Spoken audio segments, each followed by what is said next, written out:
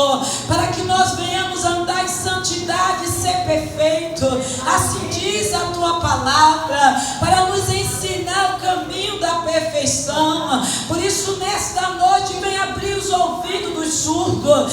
Venha nesta noite, Espírito Santo, dar entendimento a quem não tem. E desde já repreende o roubador, Satanás que passeia na mente, Satanás que passeia nos pensamentos, para criar o seu ninho, para se impedir que a palavra do Senhor faça morada.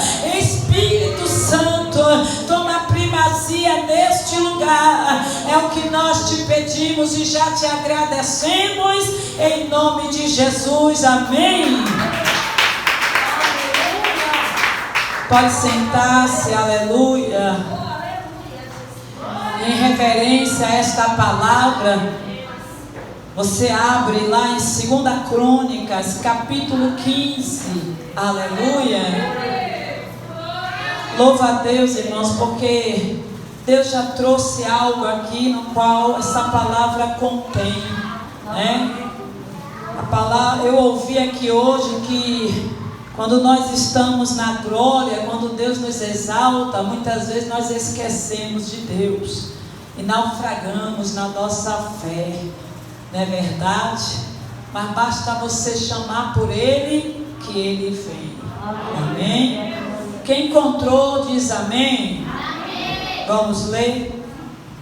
Então veio o Espírito de Deus sobre Azarias, filho de Obed, e saiu ao encontro de Asa e disse-lhe: ouve-me, Asa, e toda Judá e Benjamim, o Senhor está convosco, enquanto vós está com ele.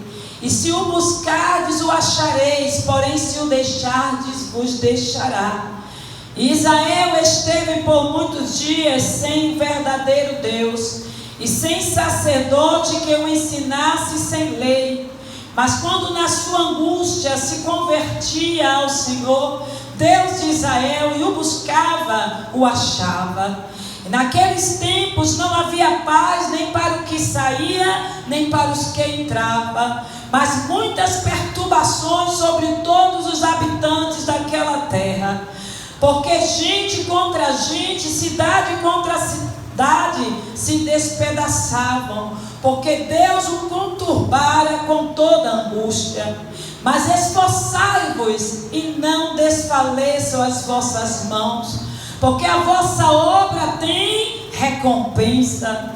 Ouvindo, pois, Asa esta palavra e a profecia do profeta, filho de Obed, esforçou-se e tirou as abominações de toda a terra de Judá e de Benjamim, como também das cidades que tomara nas montanhas de Efraim, e renovou o altar do Senhor que estava diante do pórtico do Senhor, e ajuntou toda Judá, Benjamim, e com eles os estrangeiros de Efraim, de Manassés, de Simeão, porque de Israel vinha ele em grande número, vendo que o Senhor seu Deus era com ele. E ajuntaram-se em Jerusalém no 3º mês, no ano 10º do reinado de Asa. E no mesmo dia ofereceu sacrifício ao Senhor do despojo que trouxeram, 600 bois e 6.000 ovelhas. E entraram no concerto de buscar o Senhor Deus de seus pais, com todo o seu coração e com toda a sua alma. E de todos aqueles que não buscassem ao Senhor Deus de Israel, morresse, desde o menor até o maior, e desde o homem até a mulher. E juraram ao Senhor em alta voz, com júbilo, com trombeta, com buzina. E toda Judá se alegrou deste juramento, porque todo o seu coração juraram, e com toda a sua vontade buscaram, e o acharam, e o Senhor lhe deu repouso em redor. Aí você pula para o versículo 17. Os altos, porém, não se tiraram de Israel, contudo, o coração de Asa foi perfeito todos os seus dias. Amém? Amém. Aí você guarda no coração: os altos, porém, não se tiraram de Israel, contudo o coração de de Asa foi perfeito todos os seus dias. Amém? Amém. Irmão, a palavra do Senhor nos fala a história da reforma que Asa fez em Israel. A Bíblia nos fala, irmãos, dos grandes feitos de Asa quando ele começou a reinar. A Bíblia diz que quando Asa começou a reinar, ele derrubou os altares de Baal, ele restaurou a fé de Israel, ele trouxe as pessoas para adorar o único Deus. A Bíblia diz, irmãos, que Judá era onde ele reinava. Toda a Judá ele chamou de um decreto para obedecer à lei do Senhor. A palavra do Senhor nos fala que o rei Asa, irmãos, ele teve repouso na sua cidade, aonde ele reinava. E ele, aproveitando o repouso que ele tinha, ele não descansou não. A Bíblia diz que ele estava em todo vigor. Ele estava como um novo convertido está diante do Senhor. Ele estava fervoroso no Espírito. Ele estava agradando ao Senhor com essa reforma. Ele estava trazendo a reforma para o povo de Deus. Então o que é que ele fez? Ele aproveitou o descanso. Lá no capítulo 14, versículo 7 diz que ele chamou o povo para construir a cidade, os muros, para fortificar a torre, para levantar e colocar as trancas nas portas. Veja você que ele fez muito bem a Judá. Ele foi um rei que ele trabalhou, que ele fez coisas tremendas, prosperou na sua obra. Irmão, isso me chama muita atenção, que ele não estava em guerra, ele não estava em perseguição. A Bíblia diz que ele tinha paz. Aleluia. Mas mesmo nessa paz, ele edificou a cidade. Ele levantou o muro da cidade, ele levantou as portas, colocou tranca nas portas. Amém, igreja? Amém. A palavra do Senhor diz que ele também levantou um grande exército. A Bíblia diz que ele tinha 300.000 homens de Judá equipados com escudo, grandes e lança, e 280.000 de Benjamim armados com escudo pequeno e arcos. Todos eram homens valentes de combate. Veja você, não só edificou a cidade, não só levantou porta, colocou tranca, mas ele tinha o quê? Um grande exército. E era exército armado, amém? A Bíblia diz, irmãos, que o etíope Zerá marchou contra o rei Asa. Era uma multidão, um exército muito grande. Asa, irmãos, ele foi ao encontro para enfrentar. Mas a Bíblia diz, irmãos, que Asa se voltou ao Senhor e ele orou ao Senhor. E ele disse: Senhor, pode vencer o fraco com o Todo-Poderoso. Veja, irmãos, a visão que Asa tinha do inimigo. Ele sabia as armas de guerra. Ele sabia que era um exército muito forte. Por isso ele disse: Senhor, pode vencer o poderoso com o fraco. Ei, Asa, apesar de ter um exército, muralhas, cidade fortificada, ele orou ao Senhor. Ele não confiou no seu braço. Ele confiou em quem? No Senhor. Aleluia! A Bíblia diz, irmãos, que toda essa confiança que ele colocou no Senhor, teve resposta. A Bíblia diz que o próprio Deus pelejou com Asa. Asa venceu a batalha, aleluia! E quando ele venceu a batalha, ele destruiu o exército. A Bíblia diz que quando ele destruiu o exército, ele assim, irmãos, Deus usou o profeta. Amém? Deus usou o profeta para falar com ele. E qual foi a palavra do profeta, pastora? Foi essa palavra que eu trouxe para a igreja. A Bíblia diz que o profeta fez uma promessa para ele. A Bíblia diz, irmãos, que o profeta disse a ele: olha, Asa, deixa eu encontrar aqui, Aleluia, Jesus. É porque saiu, irmão.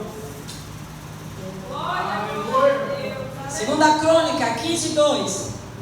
Ouve, Asa, toda Judá e Benjamim, o Senhor está convosco enquanto vós estáis com ele. E se o buscar, o achareis. Porém, se o deixar, foi o segredo da vitória de Asa. A vitória de Asa não estava na força do seu braço, no número do seu exército. A vitória de Asa estava porque Asa confiava em quem, igreja? No Senhor. Ele confiava no Senhor. Aonde está a tua confiança? Será que você está se confiando no seu entendimento, no seu conhecimento? Será que você está se confiando? Quem sabe você está procurando advogado para alguma causa na justiça.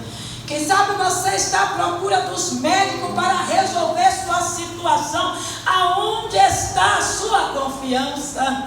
Quem sabe você tem até dinheiro para pagar.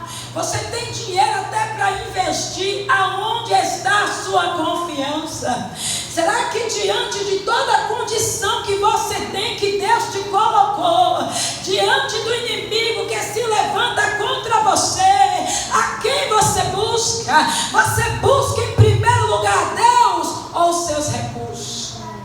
A Bíblia diz que Asa buscou ao Senhor. E o profeta disse: Asa, esse é o teu segredo da vitória.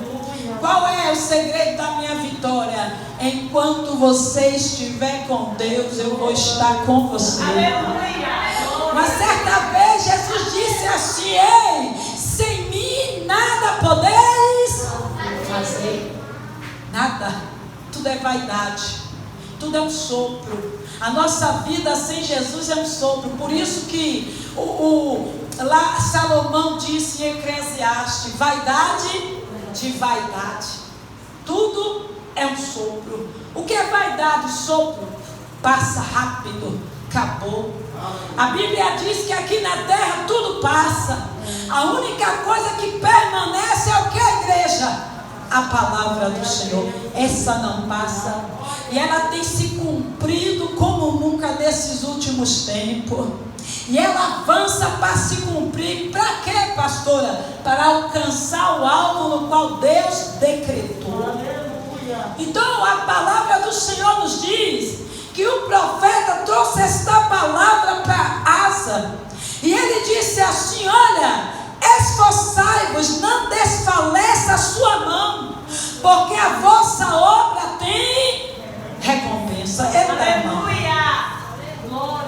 Quando Asa ouviu isso, ele se alegrou.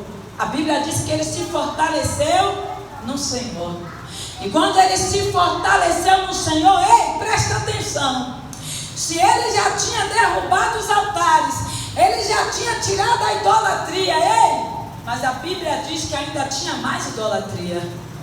Porque apesar de toda a limpeza que ele fez, o povo ainda adorava onde? Nos altos. Ainda adorava a idolatria nos altos. É um perigo enorme quando a gente tira tudo que é aparente, mas não tira o que está aqui no coração.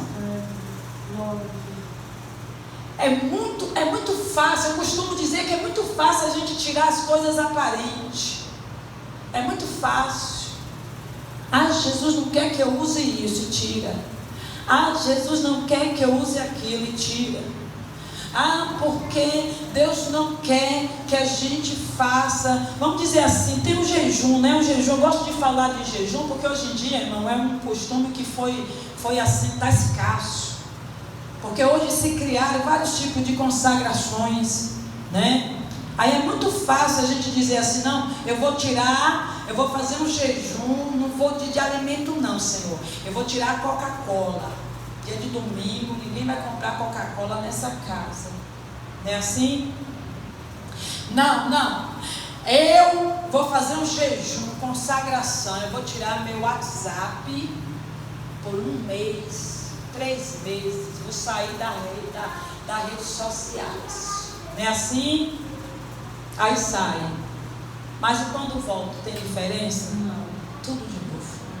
Porque é muito fácil tirar essas coisas. É difícil tirar do coração os maus desejos, os maus sentimentos. Qual é, pastor? A mágoa, falta de perdão, a arrogância, o orgulho, a inveja. A inveja é o que mais a gente vê. Pessoas invejosas. Pessoas invejosas é terrível. Por quê? Porque ela quer ter o que você tem, não quer pagar o preço que você pagou e ainda quer denegrir a imagem da pessoa para alcançar a posição que a pessoa tem. E isso não é só na esfera espiritual. Isso acontece dentro de casa, acontece no trabalho, na sua vida cotidiana. Em todas as áreas você encontra pessoas invejosas, porque até dentro da nossa casa, nossa parentela, você encontra isso. A Bíblia fala que Jesus, dentro da sua casa, não foi nem amado. Os irmãos de Jesus ficavam fazendo até caçoando na cara dele. Você não vai para o casamento? Vai lá. Você não vai para o casamento? Jesus disse: a minha hora não é agora, espere. Eu sei a hora de ir para onde eu quero. Aleluia. Está entendendo? Trazendo para miúdo. Tão querido. Isso aí é que Deus pede de nós. É o que está dentro do coração. Às vezes Jesus nos pede isso, que você seja humilde, que você ouça calado, que você se submeta a essa humilhação que você está passando, porque muitas vezes não é o homem que está te humilhando, mas Deus está permitindo, Deus está usando o homem como uma ferramenta para quebrar o seu orgulho. E assim, a gente não entende, aí é muito fácil. Eu estou passando uma luta terrível, estou passando uma situação difícil, eu vou me consagrar, eu vou sumir das redes sociais. Querido, é melhor um jejum, uma consagração de alimento, porque a carne fica fraca e você se torna humilde. Então é muito fácil essas coisas. Veja você, o rei Asa, ele alcançou, ele tirou. E quando ele viu Deus usar o profeta e dizendo: eu vou te abençoar, persevera. Ei, a recompensa, ei. E quando diz que tem recompensa no trabalho do Senhor, mas se você perseverar, a Bíblia diz, irmãos, que quando ele ouviu isso, vai ele tirar, e tirou mais idolatria. A mãe dele era uma mulher idólatra, adorava a rainha do sol. A Bíblia diz que aquela mulher tinha o seu altar, e ele destruiu o altar e tirou ela do cargo. Eu me lembrei, sabe, irmão? Eu me lembrei que a gente pensa assim, né? Parentela, né? Parentela, então como é meu parente, eu sou pastora, eu vou ungir quem eu quiser. Vou ungir minha filha como pastora. Eu vou, vamos dizer, meu marido tivesse vivo, vou ungir meu marido como pastor, sem me importar a situação espiritual dele, o chamado, né? Mas eu sou pastor, eu posso. Não, queridos, Deus não nos dá essa liberdade. Por quê? Porque isso é chamado, tem que vir de lá. Não é por eu ser pastora que Deus me deu autoridade para chamar quem eu quero e colocar na posição que eu quero. Isso vem de Deus, é o Espírito Santo. E a Bíblia diz que aquela mulher estava lá na posição alta, e ele disse: desce do degrau, sai do sapato, nessa que o povo fala, sai do salto e saia. Expulsou ela, coisa linda. E ele começou a fazer de novo a reforma. Foi ou não foi? E fez outra reforma. E aí a Bíblia diz que Deus se agradou dele, e ele teve paz. E ele teve paz. Não teve mais guerra. Aleluia. A Bíblia diz, irmãos, que em meio a essa paz que ele teve, deixa eu voltar lá para a Bíblia. A Bíblia diz que quando ele alcançou essa paz, 36 anos, a Bíblia diz que se levantou o rei contra ele. A Bíblia diz que Baasa, rei de Israel, se levantou contra ele e foi construir uma torre. E essa torre ia trazer prejuízo para ele. Ia prejudicar tanto o povo de Judá, como tanto espiritual, como também ia prejudicar na área econômica. E quando ele se viu apertado, o que é que ele fez? Ei, presta atenção!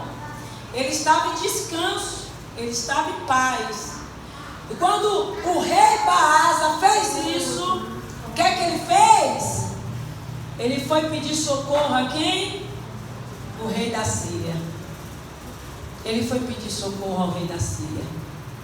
E ele disse: rei da Síria, quebra a aliança que você tem com Baasa.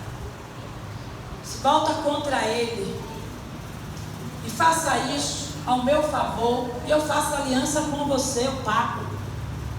A Bíblia diz, irmãos, que quando ele fez a reforma na casa de Deus, quando Deus usou o profeta e trouxe bênção para ele, igreja, a Bíblia diz que ele pegou, ele mesmo tinha levado o ouro para a casa do Senhor e consagrado. Ele tinha levado as coisas de valores e tinha colocado na casa do Senhor. Mas agora que o inimigo se levantou contra ele e ele estava em paz, a Bíblia diz que ele se voltou, pediu socorro ao rei da Síria, e para o pagamento ele foi lá na casa do Senhor, tirou o ouro missionário de valor que ele tinha dado a Deus, colocado, consagrado ao Senhor. E ele pagou o inimigo, fez aliança com o inimigo. E a Bíblia diz que ele prosperou nisso. Prosperou, pastor? Prosperou. A Bíblia diz que o rei fez o que ele pediu. E o Baasa não construiu a torre. Ele voltou. E quando ele voltou, o rei Asa foi lá, pegou o material que o inimigo, eita Deus, tinha usado e levou para ele. A Bíblia diz, igreja, que nessa caminhada, aleluia, Deus manda outro profeta. Olha aí, Deus manda o quê? Outro profeta. Aí o profeta vai lá, aleluia, glória a Deus, e traz uma palavra para o rei Asa, muito forte. Foi o vidente Anani. A Bíblia diz que o profeta, porque profeta também é vidente, disse assim para ele: por você ter pedido ajuda ao rei da Síria e não ao Senhor, ao seu Deus, o exército do rei da Síria escapou das suas mãos. Por acaso os etíopes e os líbios não eram um exército poderoso, com grande multidão de carro, cavalo? Contudo, quando você pediu ajuda ao Senhor, Ele o entregou em suas mãos. Pois os olhos do Senhor estão atentos sobre toda a terra, para fortalecer aquele que lhe dedicam totalmente o coração. Nisso você cometeu uma loucura, de agora em diante terá que enfrentar a guerra. Irmão, sabe o que ele fez?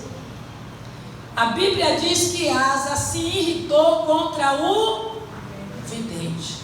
E quando ele se irritou contra o vidente, ficou indignado, prendeu o vidente.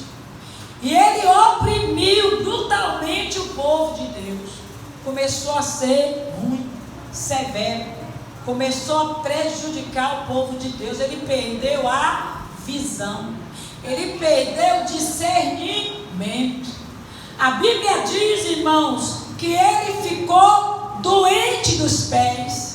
E quando ele ficou doente dos pés, lógico, ele já tinha perdido a visão, o discernimento. Ele já era costume buscar socorro no homem. Então ele não buscou ao Senhor. médico e a Bíblia diz que ele morreu doente. O que esta palavra de Deus nos ensina, querido? O que esta palavra de Deus nos fala? Irmãos, nós devemos ser fervorosos sempre. Aleluia. Nós devemos sempre confiar no Senhor. O momento mais perigoso do crente não é no momento de prova, não é no momento de dificuldade, mas é no momento que ele é abençoado, no qual Deus dá muitas vitórias a ele. É aí que está o perigo. Por quê? Porque é nessa hora que ele para. A Bíblia fala, irmão, que Asa, mesmo construindo muralha, mesmo levantando a porta, colocando a tranca, Deus sendo com ele, o tempo passou, 1 ano, e lá na frente, ele esqueceu de Deus. Lá na frente, ele esqueceu do Deus que tinha dado vitória. Às vezes a gente vigia com tudo, irmãos. A gente vigia com o marido, a gente vigia com a esposa, a gente vigia com o filho. A gente vigia, a gente vigia no trabalho. Às vezes a gente vigia na aparência, mas não vigia no coração. Aí não vigia. Porque a gente nós temos um costume de achar que o nosso inimigo é Satanás e ele está sempre à espreita, é verdade. Mas Satanás é um inimigo vencido. Jesus venceu a Satanás na cruz do Calvário e deu à igreja autoridade sobre ele. É vencido. Mas sabe, igreja, o maior inimigo que não é vencido é a nossa carne, é o nosso eu, são as nossas vontades. Se o rei Asa perseverasse no conselho do primeiro profeta, ele não tinha caído. Se o rei Asa se lembrasse que se ele chegou aonde chegou, tinha sido por Deus, pela mão de Deus, ele não tinha tropeçado. Mas sabe qual é o nosso defeito? É que a gente só guarda as palavras boas, a gente só guarda as boas profecias. A gente só guarda, é que nem caixinha de promessa, só as promessas. E a gente se esquece das advertências do Senhor. A gente não gosta quando Deus nos exorta. O rei Asa, ele já estava tão orgulhoso por ter alcançado um patamar de vida tão bem, que ele não buscou o Senhor. Ele preferiu fazer aliança com o inimigo para ter proveito próprio. Ele nem queria saber do povo mais. Ele queria fazer aliança. Por quê? Porque desde o princípio, ele destruindo tudo, sempre deixava o resto. O altar sempre esteve lá, dividido. Estava adorando a Baal. Ele fazia a reforma, mas sempre deixava resto. A Bíblia diz que o homem de ânimo dobre é inconstante em todos os seus caminhos. Por quê? Porque ele não é sincero. Mas pastor, a Bíblia diz que Asa foi fiel, que Asa perseverou a buscar o Senhor, querido. Salvação é algo progressivo. Salvação não é salvo hoje, salvo sempre, não. É uma caminhada cristã até a volta de Cristo. Irmão, perseverar. A Bíblia diz assim: aquele que perseverar até o fim será salvo. Aleluia. Por isso que Deus usou o profeta e disse a Asa assim: olha, Asa, se você permanecer em mim, eu vou estar com você. Mas se você se afastar, sabe qual é o problema de muitas pessoas? Presta atenção. É que muitas pessoas quebram aliança com Deus. Muitas pessoas saem da presença do Senhor, mas elas dizem que elas continuam com Deus. Eu posso me afastar de Deus, mas Deus não se afasta de mim, querido. Isso é um engano de Satanás. Porque a Bíblia diz assim, que Deus não tem prazer naqueles que recuam. Aqueles que põem a mão no arado e voltam atrás, Deus não tem um pingo de prazer. A Bíblia não fala que Deus está com eles, não. O que está sobre eles é a misericórdia. Misericórdia de Deus. Mas tem um tempo determinado, tem uma hora, e as pessoas se confiam muito nisso. Eu estou afastado de Deus, mas Deus não está afastado de mim. Isso é mentira. A Bíblia diz que quando a gente sai da presença do Senhor, Satanás larga o homem, ele anda por lugares áridos, procurando repouso, e quando não encontra, ele volta. E cadê que isso não acontece então? A gente fala assim, a gente vê uma pessoa, não bebe, não fuma, irmã, eu não estou indo para a igreja, eu não estou mais no caminho do Senhor, mas eu não estou fazendo nada de errado, não bebo, não fumo. Aí tem crente ainda que já perdeu a visão e diz assim: menino, tu tá quase crente, é só voltar. Não, querido, tá possesso, porque esses são os piores para se arrepender. Por quê? Porque teve muitas vitórias, alcançou muitas batalhas, está num conforto, acomodado, então acha que Deus é com ele, porque a gente se baseia no que a gente tem. Você já pensou nisso? Aleluia. Deus está me abençoando, eu estou bem. Deus está me dando, eu tenho paz. Hoje em dia, para você ver um crente fiel, irmão, ele tem que estar passando por alguma fornalha, porque eu nunca vi um crente fiel o mundo aplaudir. Eu não entendo crente que quer que o mundo aplauda ele. Ele quer ser famoso, ele quer alcançar, sabe, os palcos do sucesso. Desde quando a palavra do Senhor diz: no mundo tereis aflições? Aleluia. Eu vos envio como ovelha no meio do matador dos lobos. Jesus cansou de nos dizer isso. Ei, se eles me odiaram, odiará vocês. Mas a gente quer ser aplaudido. A gente vê a família toda na idolatria. A gente vê a nossa casa toda na idolatria. Mas a gente não quer, irmão, trazer briga nem contenda no meio deles. Aí deixa lá o altar de Baal no meio. Por quê? Porque você ganha benefícios.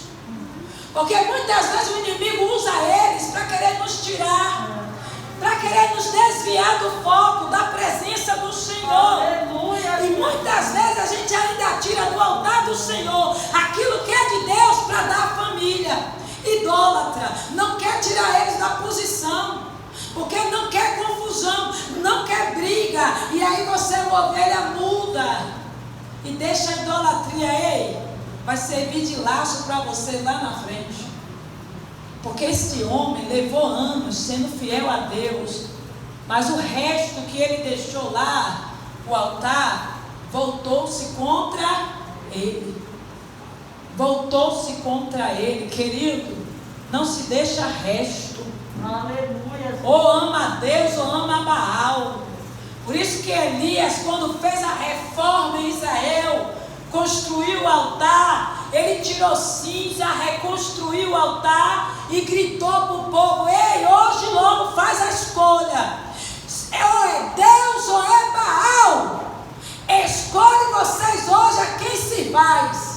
Josué disse: ei, está aí a promessa, a terra prometida, mas hoje vocês decidam se é Deus ou é os ídolos. Eu vou falar assim, porque Deus está falando de ídolo. Se é Deus ou é o ídolo, porém eu e a minha casa serviremos ao Senhor. Altar é para o Senhor, igreja. Altar é o nosso coração, igreja. Altar é o nosso coração. Ou ele é de Deus, ou não pode servir a dois senhores. Estamos ouvindo isso toda hora. Pastora, toda hora repete isso. Eu já ouvi. Sim, você já praticou? Como diz o pastor Josué Brandão, já praticou? Porque quando Deus bate na mesma tecla, é porque o coração ainda está dividido. O coração ainda está dividido. Uma hora serve de laço. A Bíblia diz que ele tirou, irmão, a gente perde tanta visão, que a gente tira aquilo que é de Deus, que a gente, no princípio da nossa fé, no nosso primeiro amor, a gente sacrificava, a gente dava a Deus, não tinha nada que nos parasse, nada, igreja. Você passava por cima de de monte e muralha. Você agradava ao Senhor com tudo. Tudo. Mas aí houve paz, se acomodou na fé, ao perigo. Aí criou cinza no altar, começou a cair o muro, abrir brecha, e o inimigo sorrateiramente entrando. Está em paz. Aí vem o inimigo e você perdeu os bons costumes, o fervor, a unção, a autoridade. E aí o que é que você faz? Eu vou buscar socorro lá. Aí pega aquilo que é de Deus e paga, para ter benefício próprio. Esquece de Deus. Querido, Deus nos desperta. Amém. A você acordar, e não adianta se levantar contra quem está falando. O rei Asa, como se não bastasse, ainda se levantou contra o profeta, mandou prender o profeta. Engraçado, né? A primeira profecia, ele abre a sua bênção. Quem não quer bênção aqui? Receba, Jesus é contigo. Mas quando ele disse: ei, se conserta, você agiu loucamente, os olhos do Senhor passeiam sobre toda a terra, e Ele está procurando os fiéis da terra, aqueles que têm um coração totalmente dele, não é dividido, totalmente dele. É esse que Deus procura, porque o diabo, irmãos, ele está assim, ó, andando ao nosso derredor, e ele está esperando isso aqui. Asa estava descansando e Satanás estava esperando isso aqui. Entrou. Davi também foi assim. Davi andava no deserto, fugindo, comendo pó, dormindo nas cavernas. Teve o palácio, a promessa se cumpriu, foi consagrado rei. O problema de Davi não foi a posição não, querido, foi o coração dividido. Coração parou de estar na guerra, parou de estar marchando, e aí parou, acomodou. E quando ele acomodou, está lá Betseba. Ali foi a queda de Davi. Estava lá, do jeito que o diabo gosta, no asinha, e ele caiu. E ele, o pior foi ele achar que podia se esconder do Senhor. O que foi que nós lemos? Os olhos do Senhor passeiam sobre toda a terra. Mas Deus viu, e lá vai o profeta. Agora sabe qual foi a diferença de Asa para Davi? Que Davi era um coração aquebrantado. E ele, quando ouviu o profeta, ele não se levantou contra, ele aceitou a palavra e foi se humilhar. Ele aceitou e foi se humilhar. Asa, está vendo que o mal estava no coração? Eu disse o que? O orgulho, a arrogância. Ei, está no coração. Asa não se arrependeu e nem foi buscar o Senhor. Foi buscar socorro aonde? Nos médicos. Deus curou ele? Não. A mulher hemorrágica estava lá, gastou tudo que tinha com os médicos. Tudo que tinha, procurou todos os recursos, não encontrou. Mas ela ouviu falar de Jesus. Ela não era crente, mas ela ouviu falar de Jesus. Por que esta palavra? Porque, irmãos, infelizmente, no nosso tempo, as pessoas estão deixando de ouvir Jesus. As pessoas estão buscando recurso e socorro nos homens. A gente está que nem Asa, fiel, sou fiel, coração totalmente de Deus. Mas na hora que o bicho pega, está você correndo para os homens. Não busca socorro no Senhor. Se coloque de pé. Hoje Deus quer uma limpeza de dentro para fora. Vem na frente, eu quero orar por vocês. Quero orar por vocês. Deus quer aqui dentro